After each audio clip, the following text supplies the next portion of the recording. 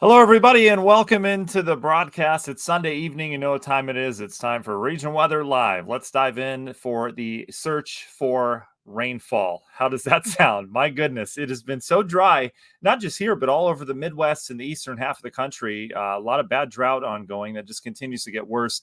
Good news about it is we are in September, so we don't have that June sun raining down on us that, just zaps the ground of any moisture. It's kind of a subtle warmth and kind of a subtle sun.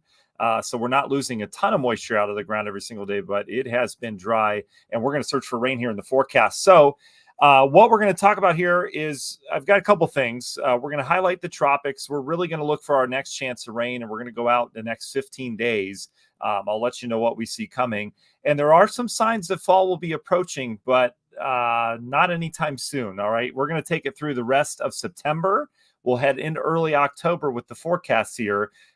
Because it's pretty interesting to see how long this pattern holds, although I do see a breakdown in the forecast. So let's talk all about that. All right, I want to thank our early birds. Ethan's with us. Ethan, you were first on board. Thanks for joining us on our YouTube channel. Rhonda, you too.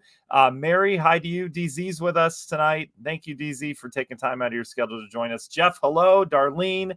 Derek says, can we see the Northern Lights? Derek, I don't think it's going to be likely. There's a chance. I was talking to our local astronomer here in our area about it, and it doesn't look likely for us, but we'll see. There's some high clouds over the area as well. I don't think that'll obscure it a whole lot, but I don't think it's going to happen. Amanda, good evening to you. This is a good question. Will my water bill go down next month? Probably not. These companies tend to know when you need stuff, and they tend to jack the price up. Like, for example, heat in the winter, electricity in the winter as well, and the summer months when we're running our AC. So I doubt it. I really doubt it. Debbie, hi to you. Mark, hello. Vincent's happy about the heat and the sunshine. Jake says wanting a monsoon. Jake, I totally agree with you on that. I can't wait till it just rains like crazy. It'll be so nice. Maxwell's with us tonight. Kathy as well. And Mark is out on the front porch watching right now. That's awesome, Mark. What a great evening, too. Something about these evenings in September as well. They just hit differently. It cools down quicker, right? The mornings are still pretty pleasant. It's just so much different than the middle of summer. So I hope you're enjoying it. What a beautiful stretch. I know it's been dry, but, I know we'll take the dry weather because we can get our stuff in and our plans in. All right. So let me dive in real quick. I can't forget our sponsors up above. Guys, just give them some love. If you need any of these things, I put my name and the show behind these folks. They're all great. I know them all personally, all the owners. They're just wonderful folks that care actually about good business rather than making money, which I love. We'll start at the top briefly. FBI Buildings.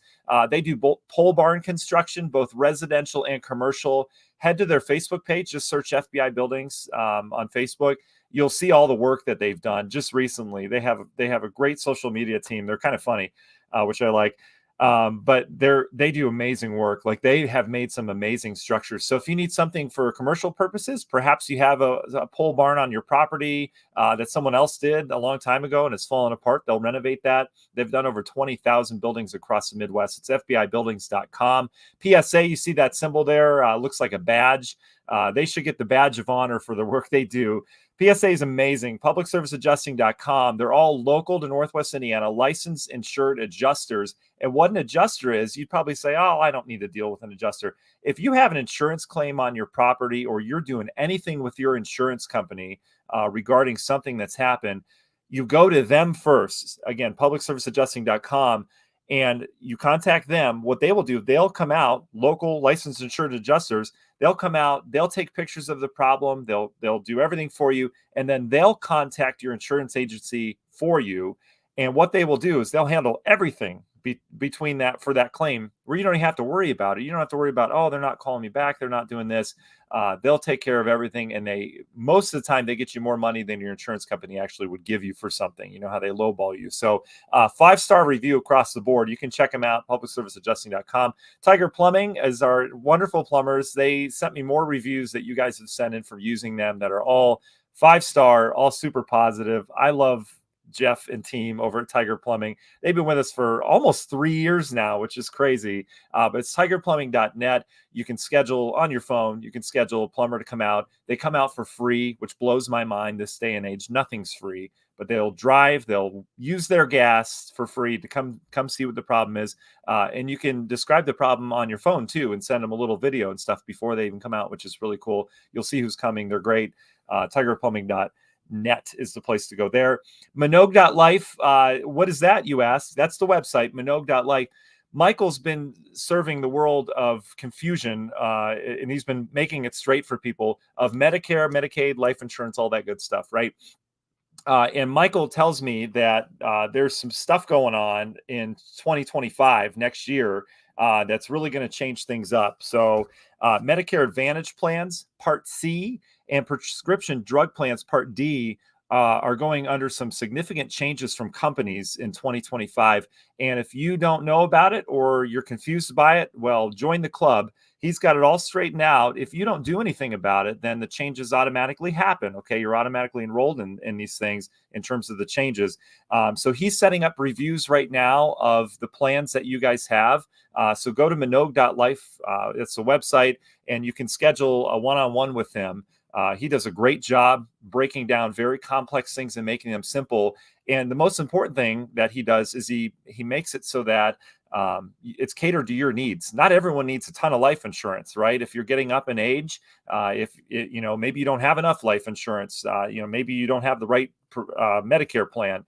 All of that stuff he'll cater to the individual. He's a really nice guy. Again, Minogue.life, the place to go for that. Finally, last but not least, Grieger's Chrysler Dodge Jeep Ram in Valparaiso. They have Jeeps ready to go on the lot. You can have the doors on. You can take the doors off. You can keep the engine in. It won't work without it, so you can't do that. But they've got great cars there. Grieger's Chrysler Dodge Jeep Ram in Valparaiso. All right, let's dive into the forecast, shall we? We've got a lot going on weather-wise, but just not here. Okay, look at all the action out west there. So the pattern right now, there's a big trough out west. All right, the trough, you get this jet stream that dives into California, and then you can see it kind of just goes up, and it goes up and over us. We're still in this omega block pattern. It's like the Greek letter omega. So it goes down, it goes up and around, and comes back down out over the Atlantic. Bottom line, all the steering flow and really the flow that, drives storm systems and cold fronts and all of that, it goes way up into Canada. So there's nothing steering the atmosphere underneath this huge ridge in the eastern half of the country, meaning there's no storm systems moving through. All the storm systems are out west. So we're relying on the tropics, which isn't something that usually brings us rain. I mean, we tend to get remnants sometimes off of tropics, but we're having to count on that for our next rainfall. And it's just not happening. So you can see remnants of Francine's. There's still moisture and some clouds around. We didn't get rain off of that. And I cautioned that earlier in the week. Boy, I saw a lot of clickbait on social media. It's driving me nuts. I wanted to comment on these pages just saying, click here, ton of heavy rainfall coming, drought busting rain on the way. And we talked about it last week. We need to be cautious for this because I've seen storm systems not make it this far when they said they would. And that high pressure really eroded the whole thing. So we didn't get any rain off of it. But what we're watching right now, so that's kind of done. We're still seeing some high clouds off of that, as you saw in our forecast on Friday. All right, off the East Coast, though, here we go. A little system off the coast of the Carolinas is expected to become our next tropical storm. It would likely be Helene. That's the next name on the list. We've got Gordon out in the Atlantic. Some of this moisture is going to head on that same high pressure. It's rotating like this. Some of that moisture is going to come inland. So areas of West Virginia and Ohio and areas of Virginia itself are going to get some much needed rain out of it, albeit not a lot the further inland you get, but at least some. But for us, we're kind of no man's land. We're waiting on this western activity to finally push east and break down that ridge. And it's really going to take the rest of the month, as it looks right now, to break down that ridge. So briefly on the tropics, here's potential tropical cyclone 8. I know that's a lot. That will probably be Helene here in the next 24 hours or so. Path for that, you can barely see it here, but it heads inland up towards West Virginia. And then here's Gordon. Gordon kind of do his own thing. Very weak system. It's a depression right now, or it's expected to become a depression, and then head off towards the north on the steering flow out there, which takes it away from land. This is peak hurricane season right now, and this hurricane season has been a dud so far, a dud. And I mean, remember back in the spring, everyone was shoving in our face how bad this hurricane season was going to be. I didn't touch it. And the reason why I don't touch hurricane season is because you know how I feel about long-term forecasts, right? So if we can get down 10 days accurately, which we can, then I'll start telling you what Christmas is going to be like and what the next 6 months are going to be like. But either way, this hurricane season has been done. We're not done yet, though. There's still a long hurricane season to go. September can still be active. October tends to produce some decent storm systems. They'll start to become closer and closer to the Gulf of Mexico. But that's that as the waters start to cool. But here's our system off the Carolinas. Here's North Carolina, South Carolina. You see, here's the center of circulation, becoming better organized. Bottom line with this one is that this is going to bring some much needed rain inland. Unfortunately, it's not going to reach us here in the region. All right. And our drought's only going to get worse. So our drought really isn't that bad right now. We've been dry. We're down about an inch on the month of September, which, I mean, just started 15 days ago, right? We haven't had a lot of rain. And really, it started in August. August was a very dry month. You know, we only had, like two and a half storm systems that moved through with some rain. So we need the rain badly. But in terms of the moisture underground, like once you get further down, we still have a decent reservoir of moisture way down deep. All right. We're actually positive on the year at the Porter County Airport, which is where we keep official records. So it's been very dry. Yes, you're watering. A lot of farmers dealing with some issues, especially as you get east of here. The soybean crop is, starting to churn. Things are just dry, right? Because that initial couple inches, I think down to 5 or 6 inches, the latest report, is very, very dry. All right. And then you've got some moisture down below that. Could be worse, but also could be better. And we need some rain. You see where the drought is worse. Actually, Ohio and then eastern Indiana. That's where the moderate drought starts. We're not technically in a drought here. We're in the abnormally dry category. Drought actually starts at the D1 level, which is moderate drought. So we have to be cautious calling it a drought technically, but it still kind of feels like one. And then look at Ohio. That's some of the worst drought in the entire country in southern Ohio. My family frequents a spot down there called Hocking Hills. I don't know if any of you have been there, but there's amazing caves down there, big travel area where a lot of people go camping and stuff like that. They have burn restrictions. You can't have a bonfire down there. And that's huge because that's what people do when they go to this huge area in southern Ohio. But they need rain really badly there. And we do too. It's been very dry really all across the eastern half of the country for much of August and September. So far. So do things change? All right, let's dive into the forecasts. Let's look at the moisture first and foremost over the next couple of days coming off the East Coast. You see that system comes inland, probably as Tropical Storm Helene. This is tomorrow afternoon. We're still dry. There's rain around, but that's kind of how the weekend went with the remnants of Francine. So here we go as we go through time.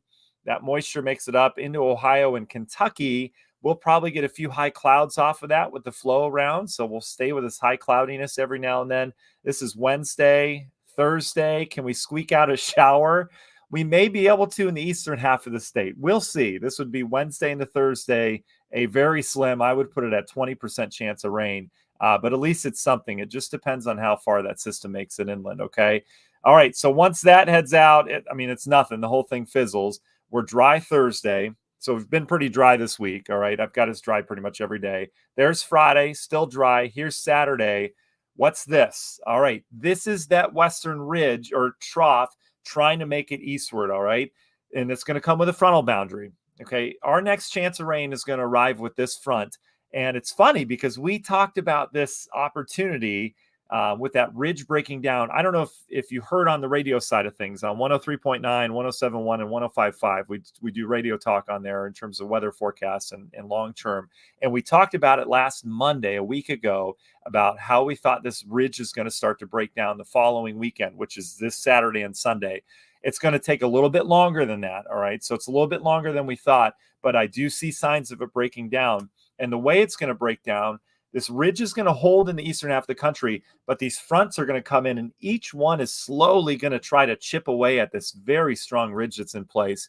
So as a result, the rain's going to get closer and closer. And subsequently, the rain is going to come in closer and closer and we're going to have better chances and better chances with each front as it comes in because that ridge is going to get weaker. Okay. So let me show you what I mean. This is next Saturday. All right. There's rain off towards our west. I doubt it makes it here. just from experience of forecasting these high pressure ridges, they're a lot more stubborn than even the modeling has usually. So I don't think that rain will make it here. The model keeps it west, which is good. By Sunday, a new low develops. That one tries to chip away a little bit more at it. We're still dry by next Sunday, but watch this one. Monday into Tuesday, does it finally break down, and do we finally start to tap into some Gulf of Mexico moisture? I think we do. So I would probably say our next shot at rain is a week from Monday. Okay, a week from tomorrow. That's terrible, right? But at least it's something to look at. And the GFS is hoping, some other kind of tropical system comes in here. We'll see if that remains to be the case. But the most important thing is this ridge breaks down, and it breaks down on the Euro too. So we've got some good consensus that this ridge finally breaks down. We finally get some rain around here in a week's time. All right. But then after that, that ridge is going to shift east. And that's great that it's still staying strong, because that'll keep the frontal boundaries kind of stalled over our region. So watch this. This is next Tuesday. This is next Wednesday. Okay. And then you can see how there's just storm system after storm system coming right through our area. In this one that comes through Thursday, the 26th, this is fantasy, time in terms of the modeling. But that one would have maybe a severe threat with it. It'd also have a little bit more fall-like air with it as well. All right. But you can see the idea where these fronts just set up right over areas of the Midwest, including us. Okay. So I do think we'll get out of this. I agree with this pattern change. I think this will happen end of the month. It's just going to take a little bit of time to do so. Okay. In terms of the overall pattern, this is your jet stream. In terms of this kind of plays a role in terms of temperatures. Our temperatures are going to stay on the warm side. Okay. We're going to stay mild, probably a lot. We hit 89 today. We set a new record, 88 yesterday. We'll probably have a lot more 80-degree days the rest of September. All right. Maybe even 90 or two. We'll see. Not every day is going to be warm, but most days are. Okay. And here's why. Here's our ridge, eastern half of the country. Here's the cool air. Okay. Anything in yellow and green is cold enough to produce snow. All right. And watch how as we go through time. This is Friday. This ridge is still holding. It goes all over the eastern half of the country. See how big that is? That's not breaking down anytime soon. And then Saturday, here's Sunday. These little lows are trying to chip away at it. This is Tuesday next week. This is when our rain chances start to come. And you can see how we're starting to get some cooler shots of air, but we're still on the warm side of things. They're just west of us. And then here's the 28th, the 29th of September 30th. Here's October 1st. There's cold air building, but it's just not quite getting here yet. All right. But there's going to be some more powerful frontal boundaries once we hit October, and certainly that will do it. Last thing I want to show you is the snowfall, because it's happening off towards our north. This is all the way through October 1st. Canada's getting a lot up towards the North Pole, but look how Western Canada starts to get it. And even the Rocky Mountains could get their share of some snow as we go into the end of the month, which, that can be expected. What we look for in terms of our first shot of cold air is this snowpack. Once it gets laid down into Canada, that allows any cold air masses to kind of slide around that without moderating. All right. And that's how we get our first cold shots. And I don't see that yet. That's good news. Let's have a fall first, shall we? Last thing I want to show you, let's add up the precip. Again, these are just numbers that, it's just what the models are saying. It doesn't mean they're true. This is through Thursday. This is rainfall, Saturday, Sunday, Monday. And then watch how we go from next Monday, nothing, right, to, maybe an inch or two by the following Monday. So next week is certainly not this coming week, but the week after that is certainly looking a little rainier around here. And that's some good news. Still dry over towards the eastern half of the state, relatively speaking. Ohio's still pretty dry. And this is all tropical moisture down to the south. So that's that. Okay. All right. So let's answer your questions. Any questions you have, go ahead and toss them my way. Other than that, I don't want to waste any more of your time. I hope that's helpful. Again, the whole point of these broadcasts is to help you understand what's going to happen weather-wise, not just this upcoming week, but as we go on into, long-term patterns as well. For us right now, it's the fact that we need rainfall badly. And remember, in terms of the drought, that we've been talking about, not everyone's in the same boat. All right. Anytime you have thunderstorms in the summer, thunderstorms can drop a lot of rain in one spot, whereas another spot stays dry. All right. And that happens all the time. So when I'm speaking about numbers, I'm speaking as kind of as a whole for the region. But, your backyard might have picked up a lot more rain at a point, or maybe every rain storm missed you over the course of the summer, or at least the last 2 months. So it could be different depending on where you live. Okay. All right, let's answer your questions. Jennifer, I asked my sister to send us the heat in California. She did not disappoint. That's awesome. Jeez. Andrew, that's a good comment. Dry as a bone, at least down a foot here in Valpo. If you're out digging in the yard, for sure, you can tell. Yeah, that's significant, Andrew. The Porter County Airport has been on the drier side as well. Again, that's where the official records, but that's the rain gauge that we go by. But again, you get outside of that and it's different everywhere for sure. Yeah, Kathy, that's interesting. It is the last Sunday of summer, isn't it? Oh, that's sad. We here at our house we had a hand-me-down pool, right? We're not that kind of, we don't have that kind of money where we can go just buy a pool. But my sister had a pool and their kids are grown now and they don't really use it anymore. So it's one of the ones you set up. We had to get a truck filled with water and all that. I actually have to check on it. We're draining it today and I actually got sad. The kids just aren't using it anymore. They're back in school. So there's not a lot of time, a lot of free time. And on weekends, they're doing things with friends and we're doing sports and stuff like that. So we're draining it in the yard. I made sure the chlorine levels were safe. They're way down because we haven't, done anything with it recently. So, and I tested it on some grass earlier, but anyway, I'm emptying it on our lawn right now. And the lawn is just drinking the whole thing up. Anyway, I do need to check and move the hose right now though, because I believe we probably have a big puddle somewhere. Anywhere there's that. So that's that. Joey, have a great week as well. Thanks so much, buddy, for joining us on our YouTube. I really appreciate you guys spending some time on our YouTube channel. Again, we're trying to get that to 1,000 followers on there, or subscriptions, subscriptors, I almost called. But anyway, we can do some cool live stuff once we hit 1,000. So if you guys could help me out on that, that'd be awesome.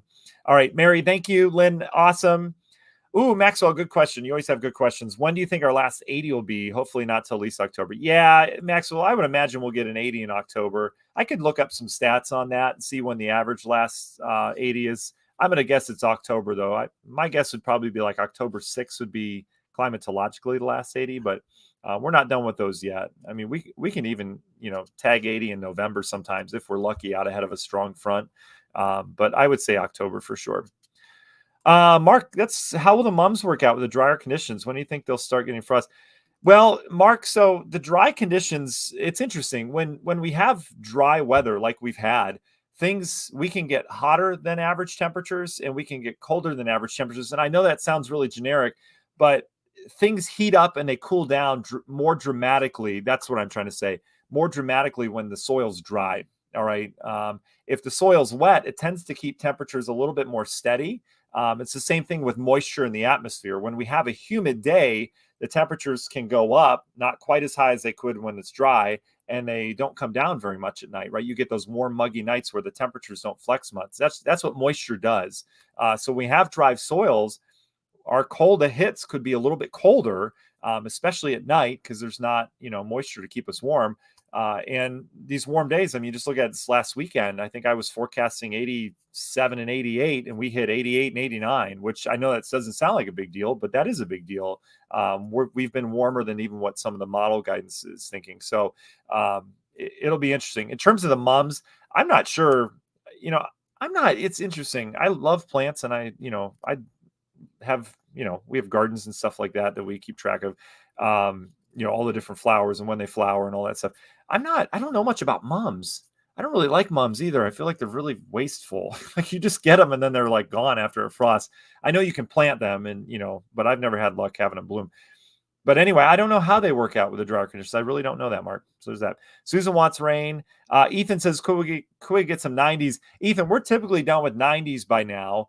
Our average last 90 is usually August 20th, I think. So it's really tough to get 90s this time of year with that lower sun angle. So I don't think so. We'll see though. I mean, there's some models that are showing low 90s coming up, in the next couple frontal boundaries as it brings warm air in. So we'll see. Susan, the humidity's not going anywhere. It's not super humid though. But yeah, the humidity's not really changing. I'll take you through it real quick. Here's your humidity. See, there's like bouts of dry air coming off the Appalachians with that east wind. So it's more hot than humid right now. And you can see how this dry air kind of sticks around. with these little bouts of humidity. This is Thursday. So Thursday is going to be the first day we could actually call it humid again. It's still going to be on the warm side. And you can see the humidity is not off the charts by any means. We've really lost that corn sweat. We have the corn crop is about to get harvested out west. So we don't deal with that anymore. And then you can see maybe next Tuesday, a little humidity, and then it gets, pretty dry around here with just some hints of humidity. There's a big change right there. This is with that next sharp front. But again, that's in the distant future. So we'll see. Tom, pig roast. Nice, buddy. That'll be great on the 28th. Yeah, it's a little too soon to call for that. These are not temperatures. Those are dew points. So don't worry about that. Yeah. The GFS has a front coming through on the 27th. It's too soon for that for sure. Yeah, Maxwell, you're right about severe weather. He says, got to be careful with severe weather with the jet stream coming back. Yeah, we sure do, Maxwell, for sure. Something we need to watch. All right. Kathleen says, too early for mums. It feels like it, huh? That's funny. All right. That's interesting. Ethan, yeah. So do I think the severe weather outbreak potential will surge? I wouldn't use a word like surge. We got to be careful using these crazy words like that. I don't think the severe weather outbreak potential is going to surge. We'll have a jet stream in play. I think we'll have some stronger storm systems in here. We'll have to keep an eye on it because we're still going to have 80-degree heat around here. There'll be some humidity, as you saw there in the forecast later this month as well. And if we can get a cold air mass to kind of plunge into that, for sure, we could be talking severe weather, but we'll see. We'll see how it goes. There's no telling. There's this long-term stuff. We could sit here and speculate all day, but we're not going to get any answers out of it. What we can get answers out of is the next 10 to 15 days. We can kind of look at that trend and we can say, hey, I'm going to latch onto this idea, or there's cold air coming, whatever it is. But we can't get too carried away with the long-term stuff. All right, I think that's it. All right, I'm going to go to bed if that's okay. Got the morning show tomorrow morning. You guys should go to bed too. Get a good 10 hours of sleep in so you can be your best at work tomorrow. Or you can watch Sunday Night Football. There's that. All right. Either way, have fun, guys. I appreciate taking time out of your schedule to join me. It means a lot. We'll keep you updated as we go throughout the week on that next shot at rain. Let's bring it in here. All right. Bye.